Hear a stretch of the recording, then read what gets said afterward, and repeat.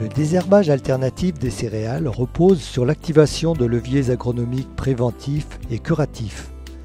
Pour sécuriser l'efficacité de solutions curatives à base de désherbage mécanique, il est indispensable de mener des actions préventives à l'interculture. Faire des faux semis, labourer ou décaler le semis du blé sont des options pertinentes.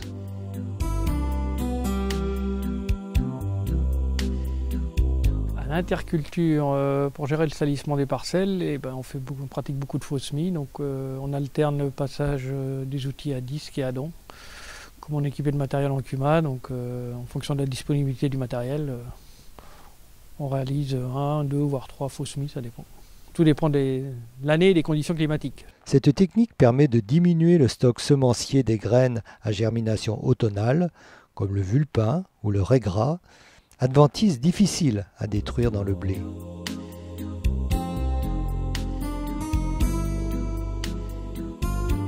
Il y a la date de semis aussi que je privilégie. Je sème jamais avant début novembre. Des semences triées de préférence, triées ou de la semence de sélection. Cette technique n'est possible que dans les parcelles qui se ressuient bien. Donc on essaie de semer plutôt assez tôt parce qu'on est sur des terres plutôt un peu argileuses quand même. Donc pour assurer des semis dans de bonnes conditions, il vaut mieux entre le 20 et le 30 octobre, mais plutôt au 20 que le 30 d'ailleurs. Décaler la date de semis est surtout efficace dans la gestion du vulpin et des régras. Ce levier est à réserver aux parcelles avec de gros problèmes de graminées. L'objectif des solutions préventives est d'obtenir un sol propre au moment du semis. La réussite de ces techniques permet d'adapter les stratégies d'intervention en culture. Pour implanter les céréales, après la récolte de pois, colza ou maïs, en général nous réalisons 1 ou 2 déchômages superficiels. Ensuite on réalise le semis à la volée avec un semoir DP12 à l'avant du tracteur. Et on recouvre la céréale derrière avec soit... Jusqu'à présent, on le faisait avec la RC Tri, sauf cette année où on a enterré avec un déchômeur à disque style Catros. Voilà. Ensuite, on réalise des herbages chimiques. Jusqu'à présent, on intervenait essentiellement au printemps, mais bon, depuis quelques années, on est obligé d'intervenir à l'automne et compléter au printemps. La réussite du semis à la volée réside dans la répartition homogène des céréales sur la parcelle. Avec un sol propre au semis, les céréales couvrent le sol en premier et étouffent les mauvaises herbes. Les conditions de réussite de l'itinéraire technique, c'est d'avoir, au moment où on réalise les faux semis, d'avoir l'alternance de périodes sèches et des périodes humides pour avoir fait lever le maximum de mauvaises herbes avant de pouvoir implanter la céréale. Voilà, et après, si on sème à partir du 15 octobre, là, je pense qu'on peut économiser éventuellement un désherbage d'automne si les graminées et les dicotes ont levé au moment du faux semis.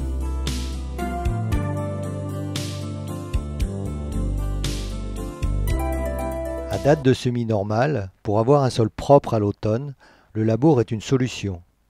Il permet d'envisager au printemps une gestion de l'enherbement en associant chimique et mécanique. En général, c'est un coup d'RC-Tri quand il y a une fenêtre de beau temps, avril, entre le 15 mars et fin mars, quoi. Très souvent, ça peut être avant, hein, si on a la fenêtre plus tôt, c'est tant mieux d'ailleurs.